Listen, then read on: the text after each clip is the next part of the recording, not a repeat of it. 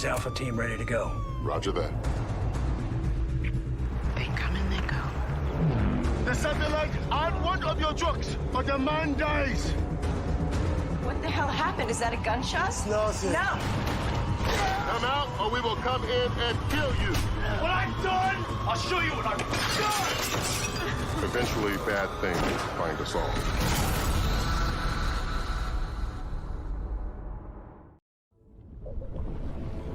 Lieutenant Chapman, position report. Crossing the equator now, sir.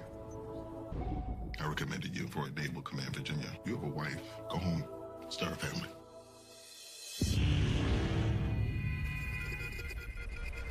Sweet mother of God. Why are we firing? It's a direct order, sir. I'm not going to annihilate 4.3 million Pakistanis without hearing directly from someone whose authority I recognize. You are relieved of your command. Line's dead, sir. What the hell did you just do? Have inbound cruise missile on our position. All hands, emergency team! Emergency team! Place for impact! We lost 12 souls in the attack. Let's get somewhere safe so we can all see our families again. I got a fix on the boat who shot us, sir. It's the Illinois. Our own people tried to sink us. Betrayed by their nation. No matter what you're telling the American people, you sank your own daughter's boat. And cut off from a world that has gone to war. I think I found our oasis, the island of St. Marina. Let's grab some sunlight, people. They must build a defense. This station and that sub parked outside, they all belong to me now. Decide who to trust. This is my island. And take desperate measures against the threat of their own country. The Illinois shot us up, damn near killed us. White House said it was the Pakistanis. And every other nation on the planet. Everything we did was to stay alive long enough to get home. Maybe this is home now. Two birds heading our way. P-1 bombers. Hiding in the ocean is not going to stop them from bombing this town and all the people in it. We need to change the game. They need to understand I'm a man of my word. I'm declaring a 200-mile no man's land around this island. We do not obey a government that tries to murder its own. Test us, and we will all burn together.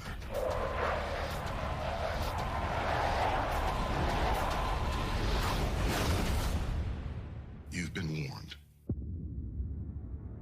Last Resort. Coming to ABC.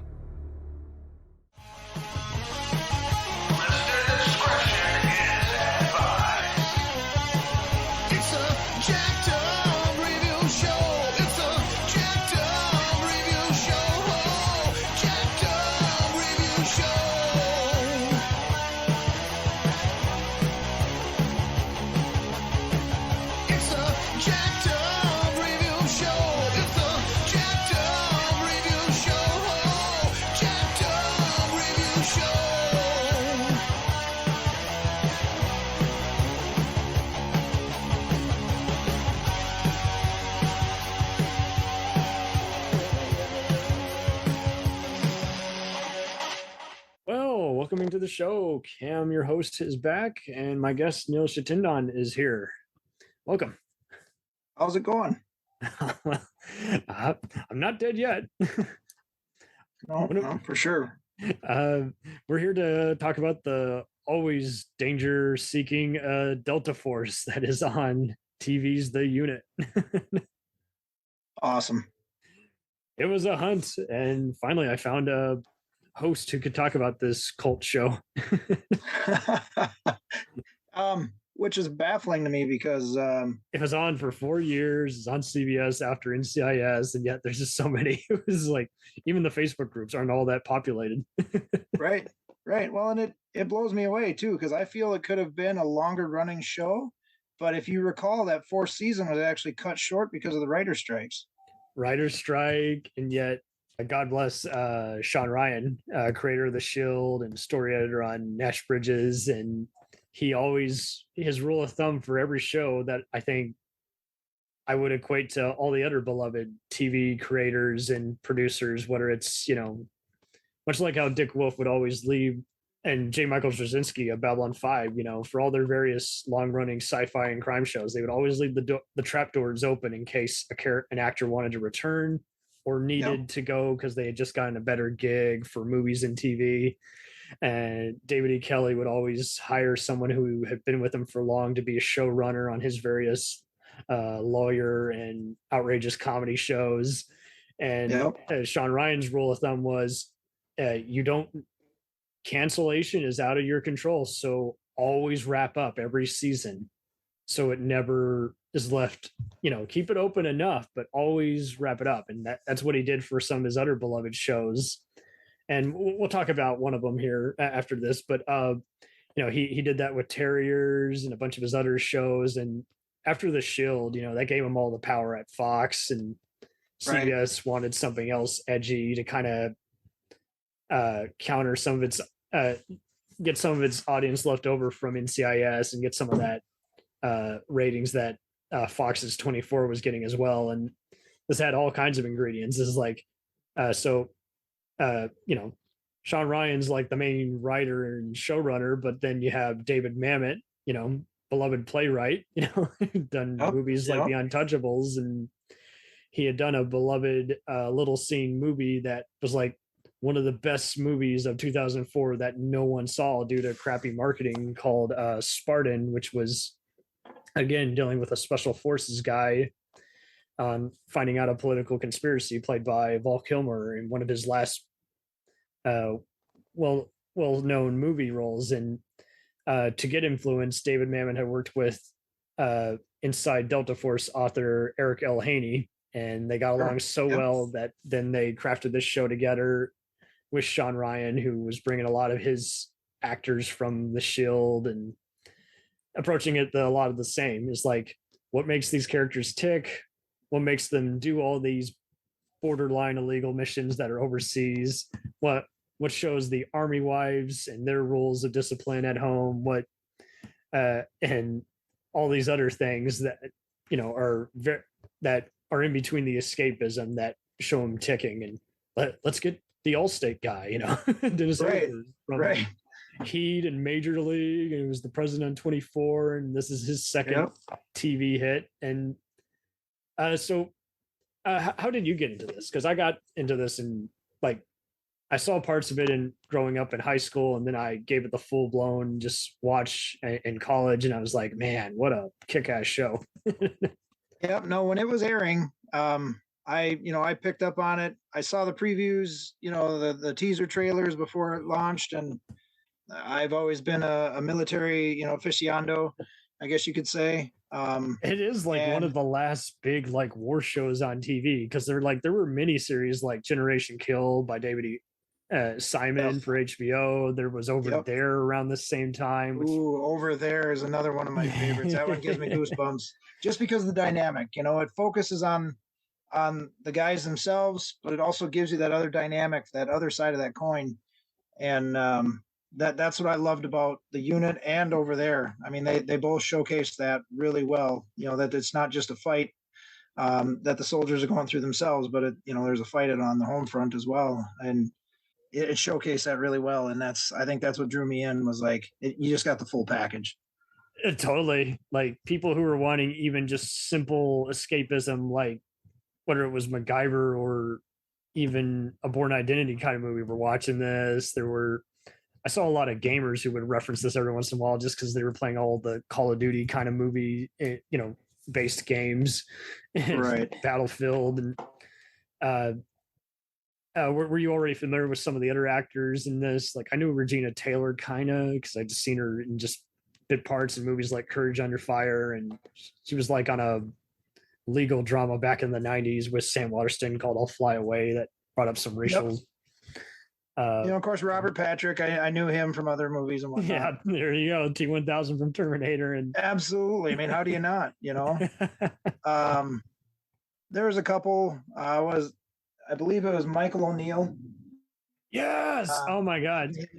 He's in the first 2 episodes of 24, and he immortalized that voice for me, where he's like, what you say does not leave this room. And here he is playing a retired veteran who's in some sticky situations. And what do you know? He's like been extorted by some guys he's doing business with. And next thing you know is like, this is happening on the base camp. And so it does show you're already kind of get with it right away, because it's not a, CSI, type escapism where everything's going to be dandy by the end of the episode, unless cliffhanger dictates otherwise. Is like, okay, so our character's doing some shady stuff because he's bored at home. We're going to help him out because he's one of our homies.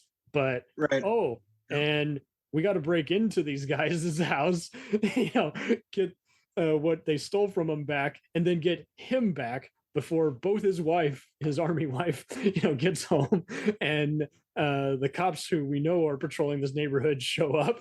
And we got to do all of this, and somehow they end up breaking into the house with us. Yeah. Oh my God. And then we got to get back and still report for duty the next day. Right. And it's funny because like a show like that, you say both sides of the coin, but this coin was more like a 7-sided dice kind of thing, where you've mentioned the word politics, and each individual kind of goes their own direction with what that means. Absolutely. But and with the show like The Unit, if you mention politics, it was, the soldiers' politics when they're overseas. It's the wives' politics and what they're dealing with. It's the command structure's politics and what they're dealing with. And I mean, the politics part of it was so multifaceted. There were so many angles going on at once. And I think that's kind of just what drew me in was, holy cow, what's so-and-so getting into next? And then they chase a storyline. Then it comes back. It's like, oh man, I forgot about that. Oh yeah, she's in deep water, and like, it kept you chasing around and trying to keep up. And I enjoyed that part. I really did. And they all evolve. And I mean, they were trying to do what a lot of shows do. Like, it was kind of also doing what a lot of the procedurals would do, where everybody's, a cool cat 1 minute and then a douchebag the next. And then, by the end of the season, it's like, okay, I'm going to make it up to you. I'm going to get rid of this vice, or I'm going to maybe pull a Helen Mirren on Prime Suspect. I'm going to hide it, but eventually it might come back to haunt me. And they were trying to get that kind of audience that like every other post Sopranos kind of show was trying to do, where it's like, okay, you don't want our job, but we're still going to show you why we're so good at doing our job, which is, we're going on some spy missions. We're going on some other unpredictable stuff. I see a lot of people who kind of complain about certain characters, and it just seems like they're just kind of looking at only one side of the coin. It's like, okay, yeah, Bob's the newbie in the first season. He's trying to not, be a good husband and not, be a good team member while, not trying to compromise his principles. But Kim, she starts overstepping her bounds right away as a newbie wife. And, it's like right away, you're like, come on, lady, that's not how this works. But then later on, you fall in love with her because she's got that bullheaded, and she's that go get 'em attitude. Like, yeah, that's right. You're fitting in. Oh yeah. Molly, who's, well, I should backtrack. Yeah. The main character, Snake Doctor, Jonas Blaine. There's another JB besides James Bond and Jack Bauer, and Jason Bourne. And he's pretty good at being a husband. He and his wife kind of debate on whether or not his daughter should enter, and he's not sure if she does it to spite him or just show that she can do it. They all have that independentness about them. And then, Kim's, trying to work as like a DJ at a radio station and, facing some sexual harassment. And so you get so many sides of the coin, how all these characters are so guarded. They don't want to talk about any of their problems with anybody. Like Mac, when he comes back, he and Tiffy, his wife, played by Abby Bramwell, who you might have seen on Star Trek Enterprise and Bosch, and even some of the other isn't it so wild? It's a small world for Shawn Ryan. When any character doesn't appear on this or the Shield, he often brings him in to Lie to Me or some of the other shows. Right. He's definitely got a list. He's got his little Rolodex, and even River from Firefly plays a gal who Mac gets in an affair with, and he has to sort that out. That was that younger gal. Summer Glau. Summer Glau, I think is what it is. Yeah, that's who it was. Yeah, she was there on the Terminator show and a bunch of other ones. Wes Chatham, years before The Expanse, plays the new recruit Sam, and he's a total hothead and almost plays him for a fool. I like the Indian gal, Kayla, played by Kavita Patel. She's gone on to a bunch of things, but she's always got the headset, and she's like, "Are you ready for this? I'm about to put you on a mission." And, right. Damori Barnes has gone on to a bunch of stuff, Supernatural and SVU and Hannibal, but he will always be immortalized to me as Hector. Absolutely. And spoiler, he becomes a guy who is not very good with like taking any kind of BS or being on anyone's level. He kind of wants to just kind of fuel his testosterone and then kind of get back into action. And he's interesting because it's like, yeah, he's not good with handling, with dating, and then he kind of just is married to the job, but he's cool with Charles, and Charles is a total womanizer. He's actually getting close anytime he's undercover to someone. And I love Michael Irby. He's another one. His career has exploded with blockbusters like Barry, Fast Five, Lions. Yep. Oh yeah, for sure. It was interesting seeing him on the TV show version of Taken, because that was very much like The Unit. That it was one of those. Everyone was so sick of the movie franchise by then, but it was actually, I thought, a pretty well done prequel, and because it also worked, it owed so much to 24 The Unit, where it's just show how everyone works, show how their different personas echo their personal life from their spy life, show who has a life and who doesn't have much of one, but they're really good at espionage and killing dangerous people overseas. It's also kind of wild how it kind of just touches on, like you said, just how everyone does their different politics and different lifestyle, and there's so many even just young up and comers who that they immortalize this role. There's John Hamm as one of the teachers who's got different politics. Ricky Jay, David Mamet favorite, plays one of the federal agents who debriefs a few people. Connor O'Farrell, who you might know from NYPD Blue, is the one of the generals who kind of wants to defund the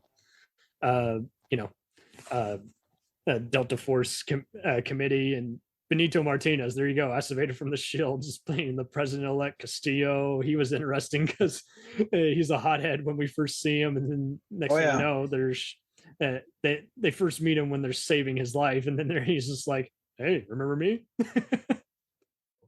So, how about the real story of the entire thing, the relationship between Tiff and Mac? Like, did that not just steal the show every time? You just like, oh, it was always coming what kind back of fireworks to we gonna have this time? And how ironic how they don't take their job all that serious until some Serbian assassins from their last like Yugoslavia mission go south, and they ambush them while they're at a private dinner. Right. Next thing you know, which is amazing because I love the title of that episode. It was called The Wall. Yeah, that's the one wall, and they're breaking it down, and the personal life interfered with the job. And it's like, they, and at the end where, that was the wrong party to break into, and you're right. You didn't just break into anybody. It's like, these guys are always prepared. And Jonah's, Snake Doctor, man, he doesn't need a gun. He's always got that stealth kind of mentality. He always knows something's off, like what watch everyone's wearing, how they're walking unusually. And years before, they were injecting that in all the crime shows. If he doesn't have a gun, he's probably got a throwing knife. right. And Jonas, just his prowess and awareness, and just his ability to lead. And the character was developed amazingly. And I love the fact that you saw it in episode 1. I'm pretty sure the very first episode was that plane hijacking.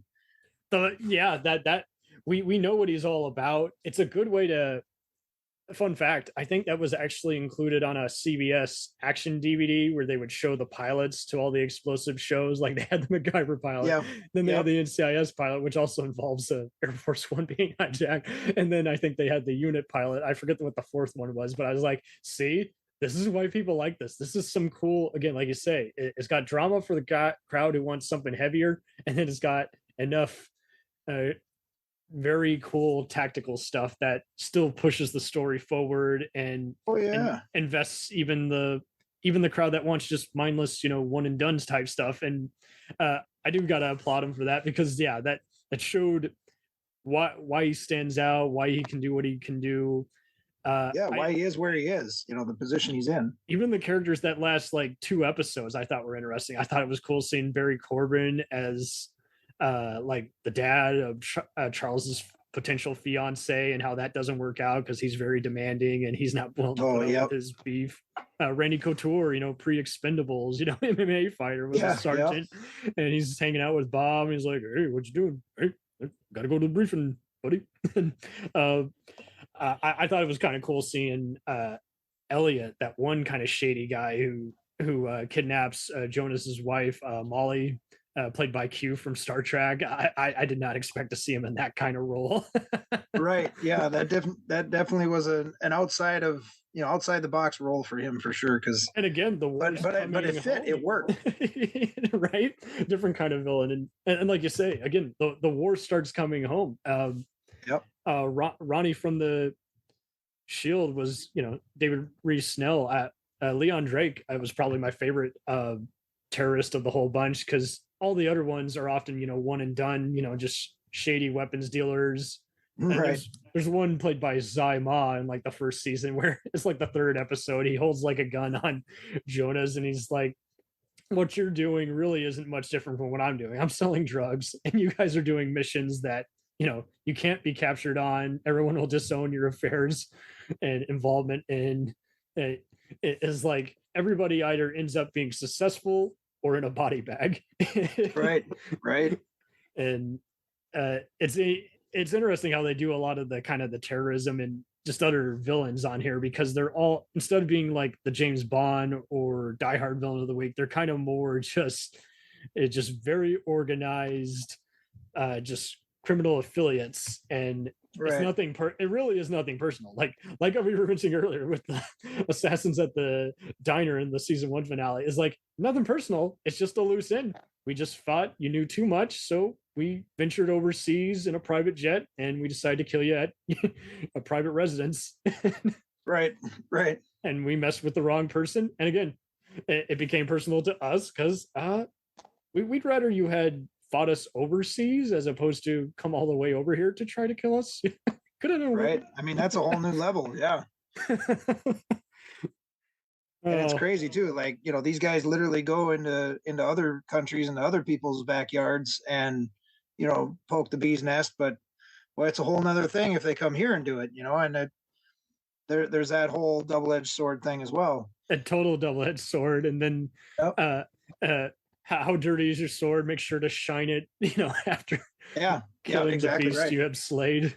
And it kind of even reminds me of Rome, which was almost on around that same time. It's just a beloved show. The network kind of just wasn't advertising it well enough, and it was getting low ratings, and yet it just had a giant fan base at showing how the mentality that goes into the deadly protagonists. And then once you're done with the philosophy, showing how is like, there's several times where they begin a mission and you're like, whoa. You didn't brief us on this at all. It's like, well, yeah, right. If we told you that, you would have said no. I'm like, oh, you bastard. I'm not, right. I'll do 50-50.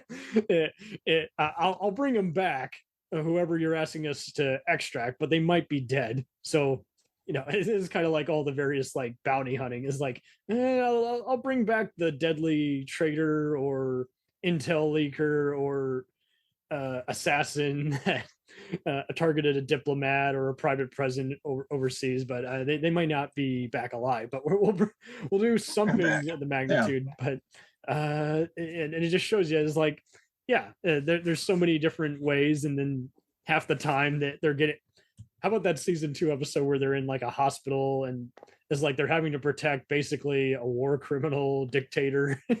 Oh yeah, yeah. And that's Was totally was he a Cuban dictator, I believe? Something to that magnitude. No, wait, there was also that African guy. And it's like, oh, that's who it was. Yes, and then yes, the African guy. It was this one guy who had been on Casino Royale. He's the guy with the machete, and yeah, it was just one of those where it's like, yeah. Oh my gosh, it is that guy. You're right. It's like he should not be living, and yet I love how there's just like, okay, we're not going to commit murder, but we're kind of going to leave him for dead, which is less heinous. Let nature take its course. Yeah, we can only extract one person, so I guess we'll extract one of the knocked out nurses, and we'll just leave him, and everyone will believe our alibi. Oh, we didn't know he was still in that bunker about to drown in this tsunami-laden hospital. Right. Oh man.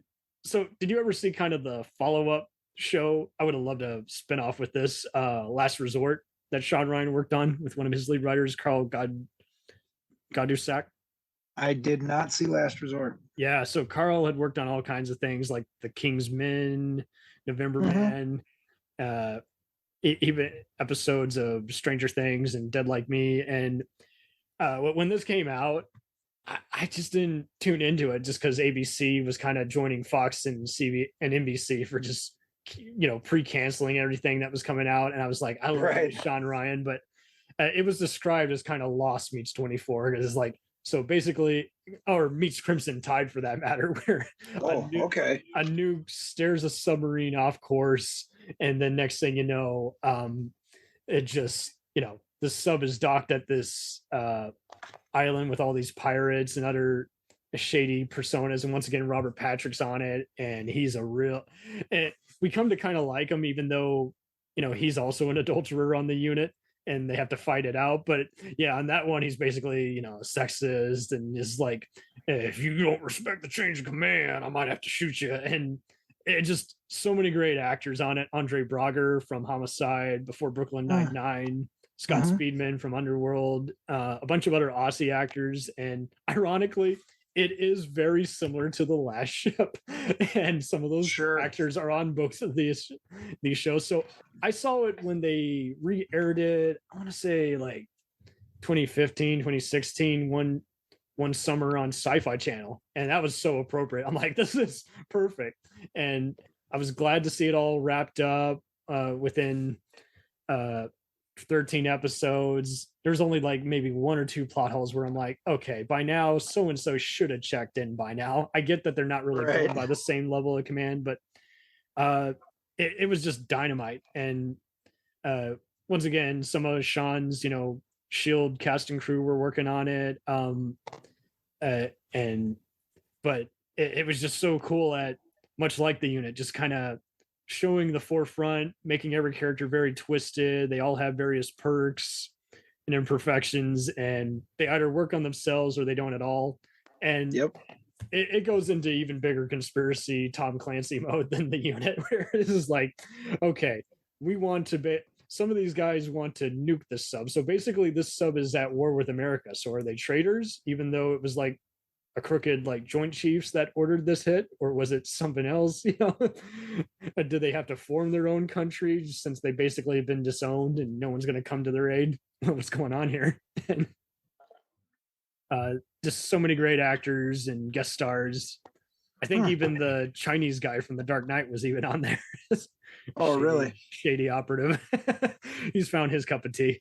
But yeah, so many other cool personas and just levels to that. I think it would definitely make I kind of call it the unit spinoff in a way, because it's just dealing with some Navy SEALs and so many other just third party intrigue. And so again, Dennis Haysbert teased that they were trying to develop a script for a unit movie, and I would like to think that someone would develop it now, especially since Hulu is co-owned by Universal and Fox is co-owned by Disney, and basically anything not meant for Disney Plus goes to Hulu.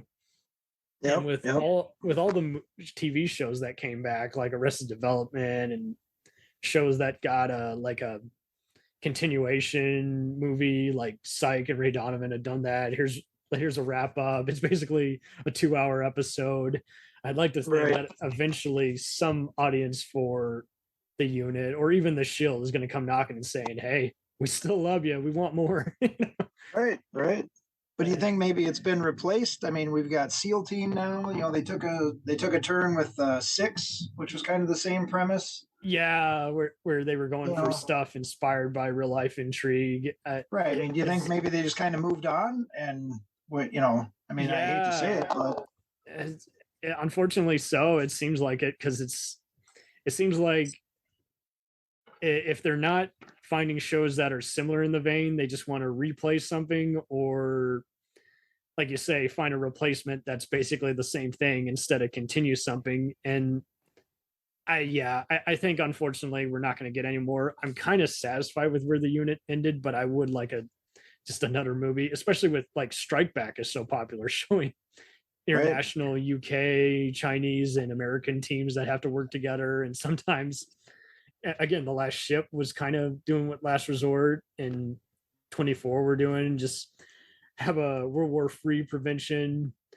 And like you say, is like you do kind of see the influence in it and in other kind of spy shows, but in military dramas. But yeah, unless they want to bring a character that was on the unit on the SEAL team, I don't know what they could do. It's kind of a shame. Well, I mean, they could almost do like a, because they did do that with SWAT, believe it or not. They actually, that was another Shawn Ryan joint. Sure. And he brought one of the detectives in that was on the Shield for a brief gotcha moment. Well, they could almost do like somehow the guys are forced out of retirement and have to, tie up loose ends on a past mission or some crazy. I mean, one of them gets sniped again when they're retired and on hiding. I mean, they could literally do a repeat of the season 3 premiere. It's like for sure someone wants to bury them. They still know a little too much, and there's someone who's a lobbyist in Congress who's got money to burn for tying up again loose ends. Well, yeah, I mean, they could even do like a shooter-esque kind of thing where, the mission went sideways and he's the only one left that could turn on the mission and burn somebody. So somebody way high up that made this happen is going to try to silence them. And Denzel Washington, realize Tom Cruise can't be the only ones out, right, ass. right, exactly. Let them go. These guys earned it. They deserve it. Hell, that if Fox doesn't want to listen to any of this programming, even if it's a reasonable budget plan and limited series, they could always just have the producers get together, kind of like they were doing with Stargate recently. Just have them like do a table read for like unproduced scripts and have them all do a cool get together over Zoom. That would be the bee's knees. Right. I am glad that some of them have even gone on to do other things. Again, Regina Taylor was recently on Lovecraft Country, and so I'm glad that she's still employed and doing a lot of cool recurring key roles. This definitely launched Audrey Mary Anderson's career. She's a local Texan, but she's been on The Flash and Tommy, and I thought it was kind of cool how she was even in another military drama that came out around the same time. I want to remember what it was called, but it was a really good drama. And I was like, see, there she is once again. It was called Least Among Saints. And she did it with a few guest stars who had also been on a bunch of other The Unit and 24 and NCIS type shows. And it was very heartfelt, pretty well done. And at times I almost felt like I was watching an episode of The Unit. Almost like, did they even get the same cinematographers? But all of them definitely got a career boost from this. I'm glad that they're still working, and I'm sure if you met them at a convention, someone would definitely applaud and say, "Hey, I'm glad to know if there's a fan out there." Right? Yeah, for sure. And I mean, I don't know why there wouldn't be. Like I said, I got 4 seasons. It was big. Yeah, and the first thing I did was go out and buy them on DVD, so I had them because, I have an extensive DVD collection, but it's all stuff that, I like to rewatch the whole thing at least once a year. It is a pretty cool art because, like, given how there's all these other shows that have defied expectations, and again, if you're a fan of any of these actors and especially the writers, you're gonna visit it eventually, even if it's not, whether it's the second or third or fifth thing you know them from. But even one of the other writers, who's gone on to do so many other things, wrote some key episodes. Sterling Anderson has gone on to things, but the main big name of the supporting writers staff, who was also one of the producers that I recognize, is Paul Redford. You probably know him from his work on various, things: The West Wing, Designated Survivor, Madam Secretary, same kind of deal. Show a White House briefing and then some overseas action and intrigue. And I think, like you say, there is an audience for it. I mean, yeah, Shooter was such a popular movie that it produced a 3-season show, and it's dominated streaming on Netflix. Olympus Has Fallen has kind of been, and The Expendables have been throwbacks to a lot of these 80s and 90s kind of blockbusters. There's definitely still life in it for Jonas Blaine, and again, they don't have to still be employed by Delta Force. They could be retired and then drawn out of hiding like every other Liam Neeson. Trying to live a normal life but get drawn back into it. I mean, it's that whole premise of, once you get that status, there is no going back. I mean, you've created so much damage, and of course, there's always the risk of, whatever terrorist you took out, well, his family's older now, and they're big key players in their organization, and they want revenge, and I mean, it could spin so many ways. Right, it all ticks together eventually. Right. Yep, absolutely. Yeah, it's out there. We just got to find the right people. There's even people who want to see the show. They just haven't yet. They canceled their Hulu subscription, and all I can say is renew. Right. You can easily get the whole 4-season DVD pack definitely on eBay. Oh yeah, absolutely. I have no doubt. Not selling mine though, so. Yeah, keep them. That would be a great story if an EMP bomb goes off. And then you could do an in-movie advertising, have a DVD set that looks like a glowing EMP cover. There you go. But yeah, I mean, that is kind of the joke with half these things. Yeah, if internet goes to shit, then you only got your TV and some movies. Yep. Then what? Yeah, it is kind of annoying how we have had the whole streaming versus physical arguments. And again, there's so many shows who, like you say, just kind of got worn out. They were either on the air too long, or people forgot they were on still, like Bones. And then there were other shows like Castle, where it was a successful show, but the two leads hated working with each other. So then that just kind of came down to that. Well, we don't want to work anymore, so let's just cancel the show while we're at it. I mean, I'm a big NCIS fan as well. The original, not the LA or the other ones, but the actual NCIS with Gibbs. I mean, Gibbs is my man. So I'm just still holding on. Right. I'm just holding on that he comes back and whatever. They did a better transition with him compared to others, where it's just like, there's so many other shows where it's like the show was beloved, but the actor didn't have it in him anymore. And then so there's like, okay, let's naturally have a character who comes in. He's here with him for a while and in a previous season conclusion, and then let's spend 5 episodes with him before he passes the torch, instead of, oh, by the way, he's no longer coming back. And here's this new guy. Who the hell is he? Who's this guy? Right. Yeah. How many times has that happened? We got freaking Harvey Birdman, the boss from Office Space, Gary Cole.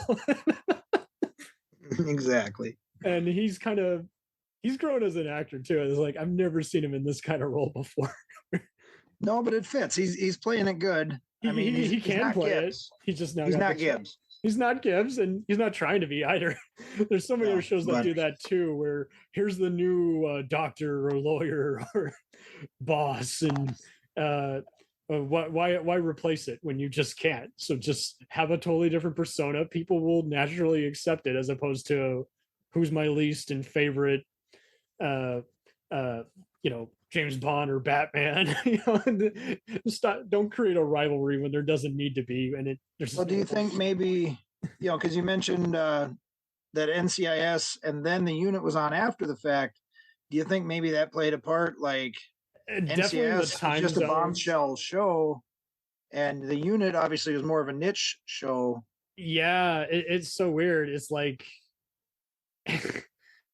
it I think definitely, like you said earlier, I think the writer's strike definitely impacted it, even though it was very clear that many shows like House and what have you were still going to be on and make that work to their advantage. It's like, okay, let's have a shorter season this year. But then there were other ones where I think kind of like Prison Break, there was an audience for it, but just not enough critics were covering it. And again, just it was kind of just the after show. And people, some NCIS was kind of that rare mixture where people who wanted this serialized story dug it, while people who just wanted a one and done mystery and then figure all the other stuff out just were there. And I guess it kind of worked for a while and then it didn't. And then it just, even though the show arguably did not decline, it just the audience did, and CBS just kind of was just not doing anything to alleviate it. And it's like, well, come on. Right. If you don't want, you got to remind people that stuff is on sometimes. And I think if it came out in a Twitter type audience, it would be very different. Now you instantly get feedback. Correct. Yeah. People want to give the writers some notes, and I mean, I don't want to ask all these hardworking actors to take some money out and self-fund the movie, but it does seem like maybe they should do like they did with Veronica Mars and even Arrested Development. Just take some stuff and just crowdfund the movie, and then just literally just kiss whoever's hands that you got to at Fox, and just say, do it and give us what we want.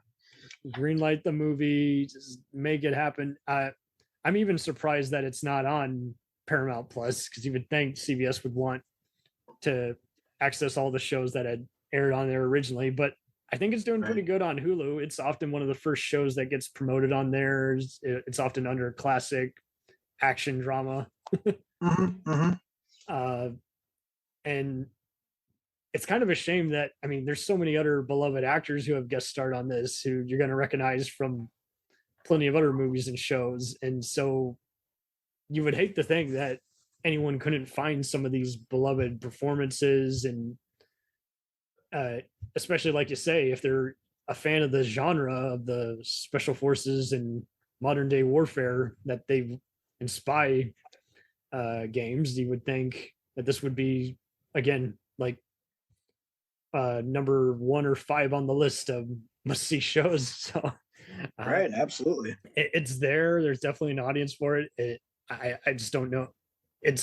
I guess maybe we kind of argue this a lot with marketing. Like sometimes there's movies that, like we've mentioned before, have profanity or sexual content in them, and people think they're nastier than they actually are. They just are for an adult audience, but they're not sleazy necessarily or gratuitous. It's just that but I guess, I don't know, I'm guessing some people might have seen a trailer for it and thought, oh, it's a mindless shoot 'em up, and then they realize, oh, I have to use my brain.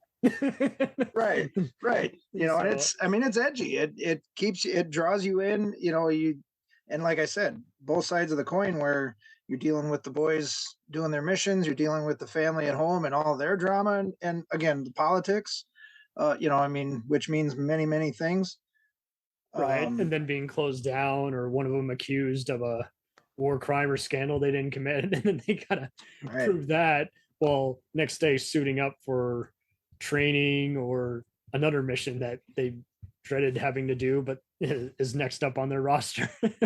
Right. Is Colonel Ryan going to get Mac intentionally killed so him and Tiffy can ride off into the sunset? There's all this other stuff that they leave up in the air. There's so many things going on. It's such a multifaceted show, and finally going to settle down and take his pension and retire.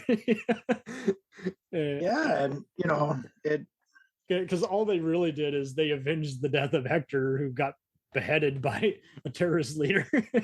Right. Yeah. Whatever happened to the daughter, by the way, of Jonah's? It seemed like, yeah, she got recruited. She was still top of her class. And then next thing you know, he was on a mission and he found out that she got, again, kidnapped by some Al-Qaeda operatives. And he basically went all organized Rambo and he got her back. But yeah, did she just decide to drop out, or is she just taking some time off and healing? Yeah, after that, I'm not sure. I think they left it up in the air. I kind of got the gist that Molly took her and ran. Just Molly's like, no more being an army base. You're so I've held down the fort, but it's just too much. And I don't think the poison water well helped when that happened that one time at the base. Right. Yep. That was so crazy. I think that was also kind of the problem too. I don't know if they got some notes and said, you got to open up a few episodes with filler stuff that doesn't necessarily jive with the main serialized story. So I don't know if that confused a few people, or if it was too, because they would do recaps, but not always at the beginning of each episode. So right. Yeah. I don't know. I guess some people thought, oh, do I have to know what's going on, or is it only for military veterans, even though there's something for everybody? Who's the audience? And I guess they like you say, it was like the right kind of home, and yet after a while they were kind of just a visitor. Right. Yeah. Retirement home. And I don't know. There was definitely would be a well-earned, merited, like you say, movie if they chose to, but the window I think could be open. But if it doesn't happen in the next 5 years, I'm going to just say, okay, well, just remember the good times. Yeah, I mean, at that point, I think it would be a vault classic kind of thing where, you know, the opportunities are gone, and it's just going to have to be, I mean, just one of those that people, you know, bring up in a conversation, everybody around them goes, oh, I think I remember that one. Yeah. If there's any channel, they used to show, after it got canceled on local Fox stations like My 27, and I even did a fun kill count for Jonah's Blame one time back when that was the rage on YouTube. I got up to like 127 kills or something like that. Nice. If there's a place to show this, they should totally show it on Heroes and Icons. Cable TV would be a good home. Yeah, for sure. I think it's on Pluto TV every once in a while on one of those streaming platforms. But yeah, if you don't have Hulu and you don't want to get the DVD sets, hell, TNT, come on, man. Right. You or USA could definitely have it on there, and there would be some decent ratings, definitely. I believe so, yeah. I believe so. So yeah, for now, I just hopefully we can just keep reintroducing it to people. Right. I went through the first 2 seasons about 5 years back, and I'll probably go through the rest of season 3 and 4 eventually here when I get caught up on like 10 other shows. Right. Cool. Thank you for being on here and making your podcast debut.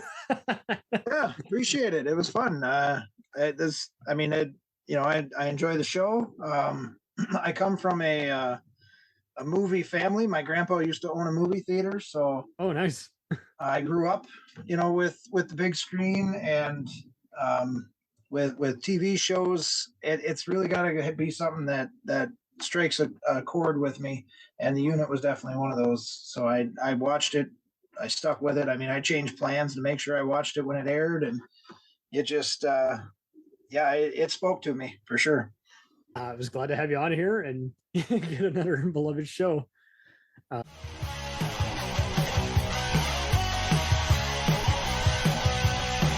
Follow us on the web on Facebook, Twitter, and Instagram. The podcast is available on Podbean, Spotify, iHeartRadio, Anchor, Apple, and anywhere else podcasts are available. Feel free to review our show and leave comments on any of those sites. Thanks a million for listening. It's a jacked up review show.